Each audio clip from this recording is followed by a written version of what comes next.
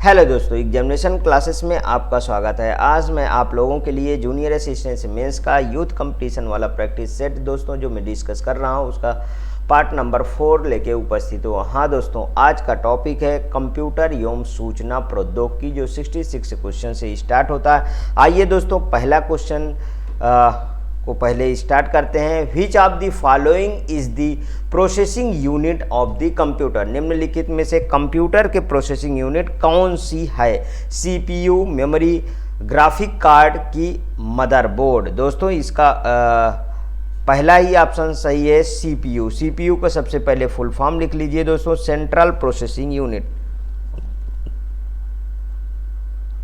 Central processing unit. अब दोस्तों इसका काम क्या है? सीपीयू कंप्यूटर के सभी कार्यों को दोस्तों कंट्रोल करता है, निर्देशित भी करता है तथा समन्वित भी करता है, जिसे कंप्यूटर की हम सेंट्रल प्रोसेसिंग यूनिट मीन्स की प्रोसेसिंग यूनिट भी इसे बोलते हैं। मेमोरी आप जानते हैं दोस्तों, मेमोरी क्या करता है दोस्तों? डाटा स्टोरेज एवं प्रोसेसिंग के काम आता है। ठीक है। मदरबोर्ड दोस्तों क्या होता है? मदरबोर्ड मेन बोर्ड कंप्यूटर का क्या होता है दोस्तों? ये मेन बोर्ड होता है, समझिए, मेन बोर्ड कहलाता है। ठीक है, मेन बोर्ड होता है इसी को दोस्तों, और सर्किट बोर्ड भी कहते हैं। सर्किट बोर्ड भी इसे बोलते हैं। समझ में आया? नेक्स्ट, ग्राफिक कार्ड के बारे में थोड़ी सी जानकारी एक छूट रहा है। ग्राफिक कार्ड समझ लीजिए। ग्राफिक कार्ड देखिए दोस्तों, मान लीजिए आपका रिजोल्यूशन कंप्यूटर का कमजोर है तो उसको बढ़ाने के लिए हम ग्राफिक कार्ड का यूज करते हैं, ये चीज़ जान लीजिए। चलिए नेक्स्ट क्वेश्चन पे चलते हैं। Transistor belong to which of the following generation of the computer. Transistor का संबंध कंप्यूटर के किस पीढ़ी से है? फर्स्ट पीढ़ी, फोर्थ पीढ़ी, सेकंड पीढ़ी, थर्ड पीढ़ी। दोस्तों मैं आपको ये कहना चाहूँगा इसका ऑप्शन बी सही है। उससे पहले ये बताना चाहूँगा दोस्तों, मैं कंप्यूटर ऑपरेटर की फुल सीरीज चला रहा हूँ, आप वहाँ चले जाइए, वहाँ से आप इसका थ्योरेटिकल पार्ट एक्सेस कर सकते हैं। दोस्तों आपको एक भी सेकंड नहीं लगेगा ऐसे क्वेश्चनों को क्लियर करने में। दोस्तों आइए चलिए इसके बारे में थोड़ी सी डिस्कशन जरूरी है, कर लेते हैं। देखिए सबसे पहले आप देखिए कि फर्स्ट जनरेशन में क्या आया था। फर्स्ट जनरेशन का पहले डिकेड जान लीजिए। ठीक है, फर्स्ट जनरेशन कब से कब तक था? फर्स्ट जनरेशन दोस्तों 1942 से लेके 1955 तक कर लीजिए। ठीक है। सेकेंड जनरेशन दोस्तों ये बहुत बुकों में अलग अलग इसमें दिया हुआ है, अलग अलग सत्य बताया गया है, लेकिन जो दोस्तों मोस्ट पॉपुलर है, जो मोस्ट प्रेफरेंशिएबल है, मैं वो उस डिकेड को डिस्कस कर ही दे रहा हूँ। ठीक है दोस्तों। फिर देखिए सेकेंड वाला 1955 से ही लेके 1964 तक आता है। थर्ड जनरेशन की बात करते हैं दोस्तों, थर्ड जनरेशन पे आ जाइए। थर्ड जनरेशन दोस्तों 1965 से लेके 1974 तक है। ठीक है। फोर्थ जनरेशन की बात करते हैं दोस्तों, फोर्थ जनरेशन 1975 से लेके 1989 तक। फिफ्थ जनरेशन की बात करते हैं दोस्तों, फिफ्थ जनरेशन 1989 से लेके टिल नाउ, मतलब अभी तक। ठीक है, समझिए। पहले में क्या आया था दोस्तों? पहले में आया वैक्यूम ट्यूब, जो बहुत भारी भरकम हुआ करता था दोस्तों। एक कंप्यूटर में लगभग 18,000 वैक्यूम ट्यूब लगे हुए थे। ठीक है। दूसरे जनरेशन में दोस्तों आया ट्रांजिस्टर। क्या आया दोस्तों? ट्रांजिस्टर आया दूसरे जनरेशन में। ठीक है, दूसरे जनरेशन में आया ट्रांजिस्टर। तीसरे जनरेशन में आया आईसी, इंटीग्रेटेड सर्किट। दोस्तों बहुत पॉपुलर हुआ। सेकेंड जनरेशन में ट्रांजिस्टर ने वैक्यूम ट्यूब को रिप्लेस कर दिया। थर्ड जनरेशन में आईसी आया, जिसको दोस्तों किल्बे ने खोज किया था, ये याद कर लीजिएगा, बहुत बार ये क्वेश्चन पूछा गया है। फोर्थ जनरेशन में दोस्तों आया माइक्रो प्रोसेसर। क्या आया? माइक्रो प्रोसेसर, माइक्रो प्रोसेसर आया। फिफ्थ जनरेशन में दोस्तों artificial intelligence means AI, AI का आगमन हुआ। दोस्तों अब आप इस तरीके से यदि याद रखते हैं तो ऐसे क्वेश्चन को आप सेकेंडों में सॉल्व कर देंगे कि किस जनरेशन में कौन सा आया, बस इतना आप याद रखिएगा। बस आगे चलिए। The field that the investigates the mechanics of human intelligence is मानव बुद्धि के यांत्रिकी की जांच करने वाला होता है। आर्टिफिशियल साइंस होता है कि कॉग्निटिव साइंस होता है कि साइकोलॉजी होता है कि सोशियोलॉजी होता है। दोस्तों ये थोड़ा सा अच्छा क्वेश्चन है, इसका बी ऑप्शन बिल्कुल करेक्ट होगा। देखिए कॉग्निटिव साइंस मानव बुद्धि के यांत्रिकी की जांच करने वाला क्षेत्र होता है। यहाँ भाषा विज्ञान, मनोविज्ञान, तंत्रिका विज्ञान, दर्शन, कंप्यूटर विज्ञान और नृविज्ञान से इनपुट के साथ मन और उसकी प्रक्रियाओं को अंतः विषय वैज्ञानिक अध्ययन है।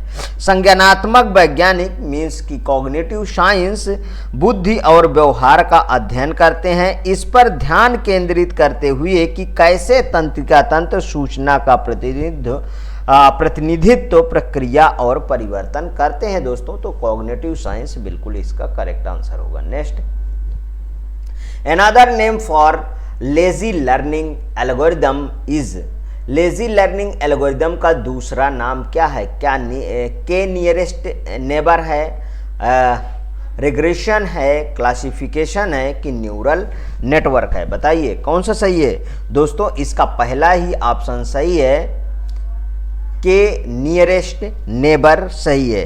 मतलब के नियरेस्ट नेबर को लेजी लर्निंग एल्गोरिदम भी कहा जाता है। मैंने क्या बोला दोस्तों? Lazy learning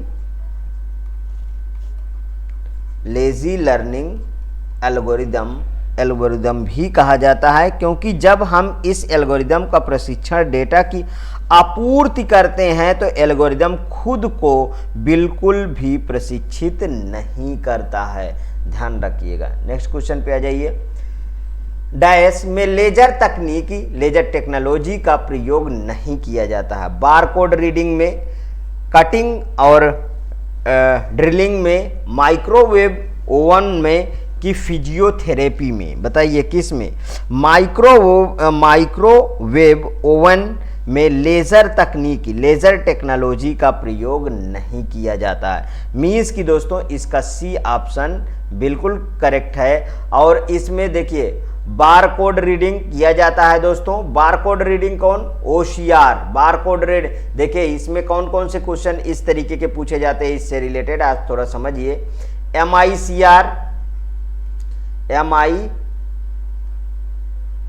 MICR magnetic ink character reader या रिकॉग्निशन, ठीक है। OCR ऑप्टिकल करेक्टर रीडर या रिकॉग्निशन, दोनों सही है दोस्तों। OMR जो आए पेपर में, दोनों में से कोई आए आप बिल्कुल, ऑप्टिकल मार्क रीडर, ठीक है दोस्तों। और BCR बार कोड रीडर या रिकॉग्निशन, समझ में आए? इतने तरीके के भी इसमें क्वेश्चन पूछे जाते हैं, ध्यान रखिएगा। तो ये तो हाई है, कटिंग एंड ड्रिंगिंग हाई है, और ये फिजियोथेरेपी होता ही है, मतलब माइक्रोवेव ओवन नहीं होता। Next, who has the created Lisp, the programming language for the artificial intelligence? Artificial intelligence के लिए प्रोग्रामिंग भाषा लिस्प को किसने विकसित किया है? ग्रेस हॉपर ने, जॉन मैकार्थी ने कि चार्ल्स बैसमैन ने कि लेसी लैम्पोर्ट ने? बताइए कौन से विकसित किए थे? दोस्तों इसको किए थे जॉन मैकार्थी ने, बी ऑप्शन सही है। जॉन मैकार्थी कब किए थे? तो 1959 में किए थे। 1959 में जॉन मैकार्थी द्वारा आर्टिफिशियल इंटेलिजेंस के उपयोग के लिए किया गया। यह फंक्शनल प्रोग्रामिंग लैंग्वेज है। ये कैसा है दोस्तों? Functional programming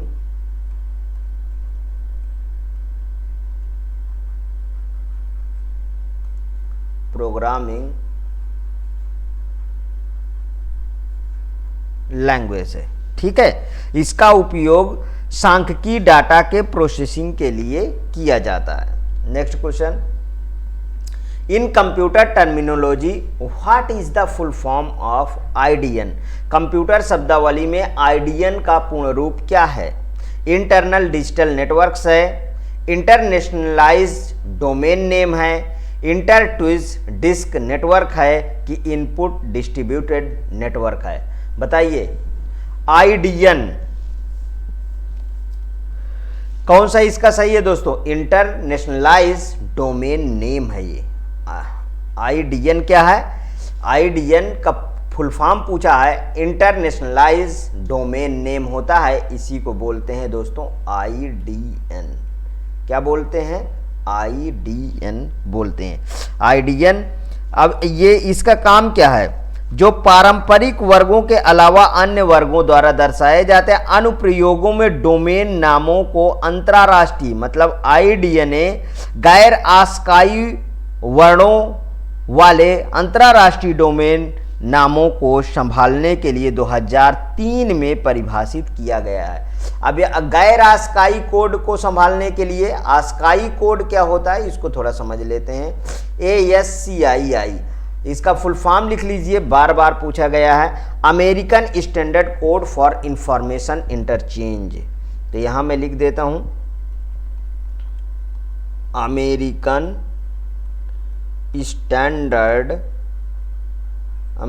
standard code for information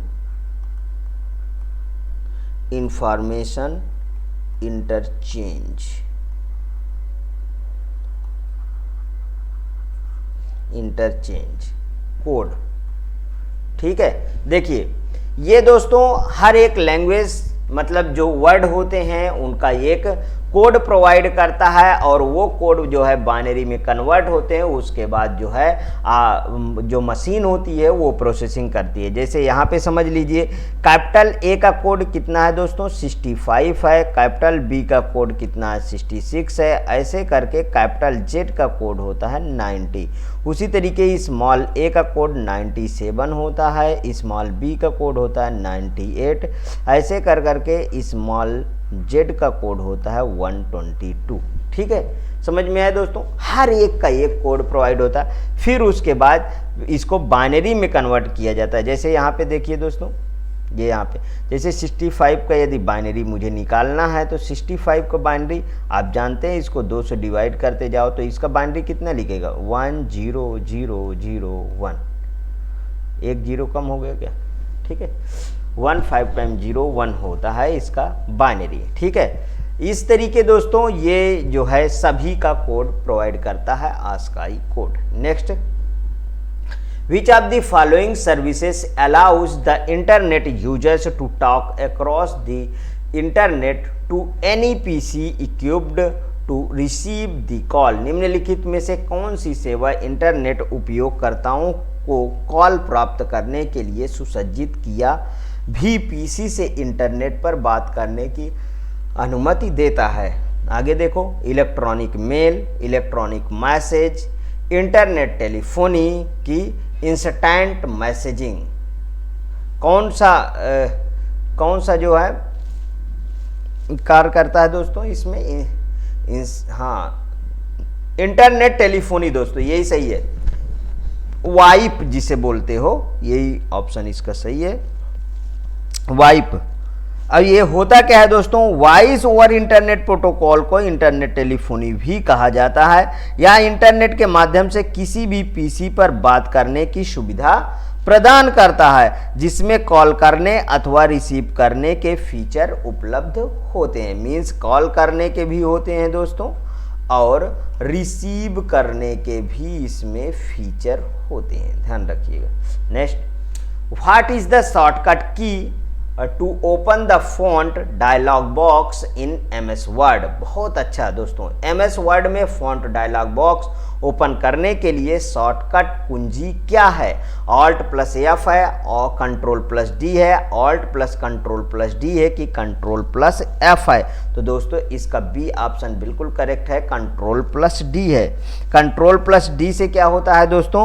shortcut की का उपयोग फॉन्ट डायलॉग बॉक्स ओपन करने के लिए किया जाता है। अगर मैं Ctrl+F की बात करूं, इसकी बात, ये इसका काम क्या है? तो सुनिए, शॉर्टकट की का उपयोग रिबन में फाइल मेनू या फाइल टैब ओपन करने के लिए इसका प्रयोग किया जाता है। अब Ctrl+F की बात कर देता हूं दोस्तों।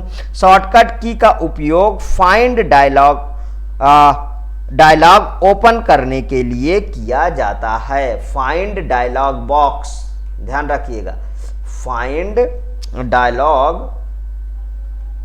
डायलॉग बॉक्स को ओपन करने के लिए किया जाता है। Ctrl+I का काम क्या है दोस्तों? शॉर्टकट की का उपयोग चयनित शब्द को इटैलिक, उसी पर Ctrl+V bold, Ctrl+C copy, Ctrl+V paste, Ctrl+X जो है कट होता है, Ctrl+P प्रिंट होता है। ये सब बहुत हैं दोस्तों, इनको प्लीज़ और प्लीज़ आप जो है इसको कवर करिए, तभी मज़ा आएगा। ठीक है, चलिए नेक्स्ट पे चलते हैं, नेक्स्ट क्वेश्चन पे। Which among the following method can be used to write align a text? निम्नलिखित विधि में कौन सा तरीका दाएं आरेखित करने के लिए इस्तेमाल किया जाता है? देखिए दोस्तों, सबसे पहले आप तीन चीज़ इसमें जान लीजिए। पहले इसका ऑप्शन बताता हूँ, Ctrl+I, Ctrl+Z, Ctrl+J, Ctrl+R। R मतलब क्या होता है दोस्तों? राइट, ध्यान रखिएगा, तो R ही सही होगा। देखिए ये क्या है, ये वाला क्या है? ये मिडिल अलाइनमेंट है। और जब बराबर से दोस्तों ऐसे ऐसे ऐसे ऐसे इस तरीके होता है लेफ्ट अलाइनमेंट, और ये बिल्कुल से डंडा ऐसे ऐसे होता है, ऐसे ऐसे ऐसे, तो ये राइट वाला।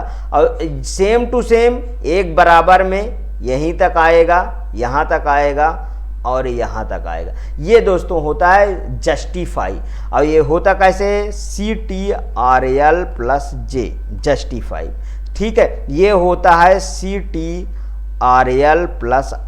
मतलब कि Ctrl+R, राइट साइड। ये क्या होता है? CTRL+, ये क्या है? लेफ्ट है ना, तो लेफ्ट अलाइनमेंट। और ये मिडिल अलाइनमेंट, मतलब सब चीज मिडिल में रहेगा। समझ में आया दोस्तों? इतनी बात को समझते रहिएगा। Next question, verification of the login name and password on a computer is known as. Computer पर लॉगिन नाम और पासवर्ड का सत्यापन को किस रूप में जाना जाता है? ऑथेंटिकेशन, सिंक्रोनाइजेशन, आइडेंटिफिकेशन की एसेसिबिलिटी। दोस्तों बहुत सिंपल सा है ये, इसको क्या कहा जाता है? ऑथेंटिकेशन कहा जाता है। ठीक है, मतलब प्रमाणीकरण कहा जाता है। इसमें दोस्तों यूजर का नाम और पासवर्ड, या जो भी, अगर नाम का फॉर्मेट अलग है तो उसको डालेगा और पासवर्ड डालेगा और अपना लॉगिन कर लेगा। ठीक है, जो ये सब चीज़ मतलब अनऑथराइज्ड लोगों से बचाने के लिए एक तरीके से ये प्रोटेक्शन प्रोवाइड करता है। क्या प्रोवाइड करता है दोस्तों? प्रोटेक्शन। ठीक, यहाँ पे लिख देता हूँ, प्रोटेक्शन।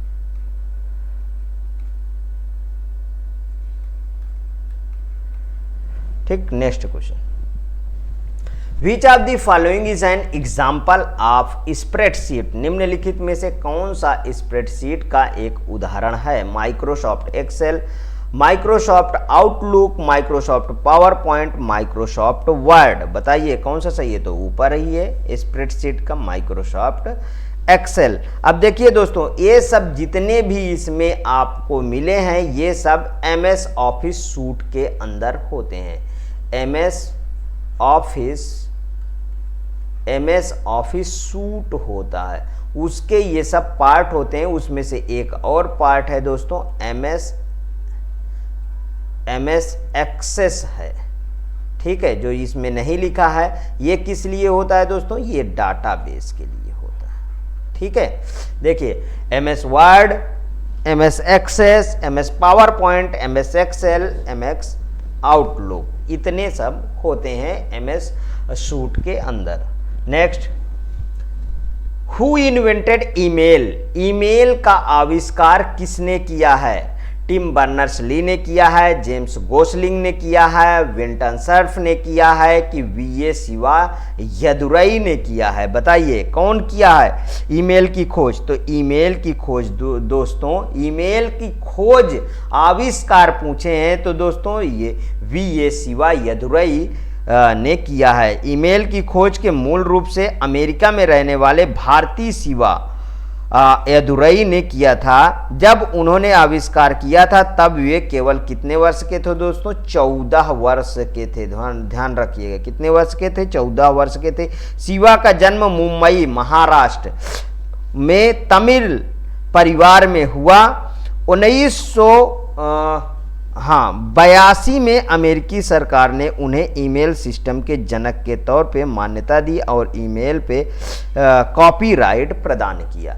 दोस्तों ये सब बहुत बड़ी बात है कि हमारे भारतीय मूल के एक तरीके से कहिए तो एक बालक ने जो है ईमेल की खोज किया था। Next, Android is an operating system based on, Android operating system किस पर आधारित होता है? विंडोज, लिनक्स, IBM की MS वर्ड?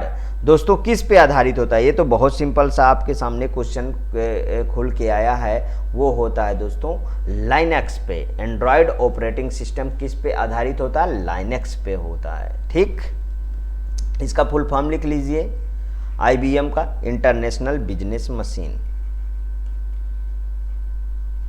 इंटरनेशनल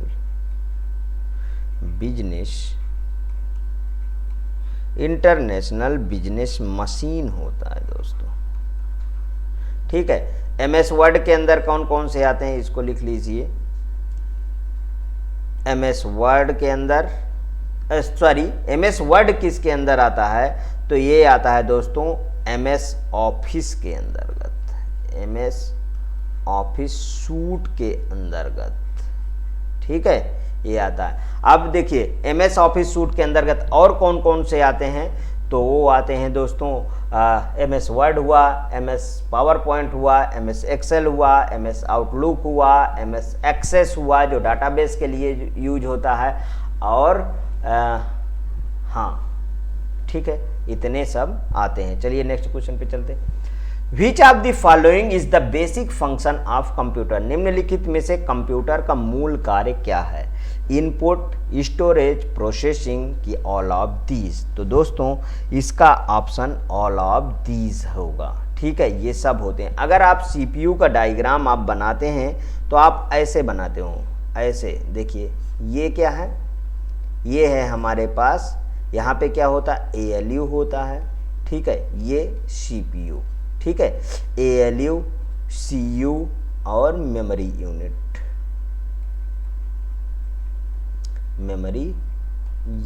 ठीक है, इधर क्या होता है दोस्तों? इनपुट लगा होता है। ठीक है, और इधर क्या होता है? आउटपुट लगा होता है। ध्यान आया कि नहीं आया? ठीक है, ये है दोस्तों आपके। तो इसमें मेन फंक्शन इनपुट, स्टोरेज और प्रोसेसिंग। ठीक है, तीनों देखिए आ रहे हैं ना, तीनों हाँ इसके मेन फंक्शन। तो ये रहे दोस्तों आपके कंप्यूटर वाला सेक्शन। ये इस कंप्यूटर वाले सेक्शन के ऑल क्वेश्चन मैंने कवर कर दिया है, इसको अच्छे से आप तैयारी करिए। हाँ दोस्तों, हर रोज़ जो है एक न्यू वीडियो पाने के लिए प्लीज़ मेरे एग्जामिनेशन चैनल को आप सब्सक्राइब कर लीजिए, मेरा वीडियो लाइक करिए, ज़्यादा से ज़्यादा दोस्तों में शेयर करिए। हाँ, अपनी प्रतिक्रिया कमेंट बॉक्स में ज़रूर प्रस्तुत कीजिए दोस्तों। ओके दोस्तों, थैंक यू।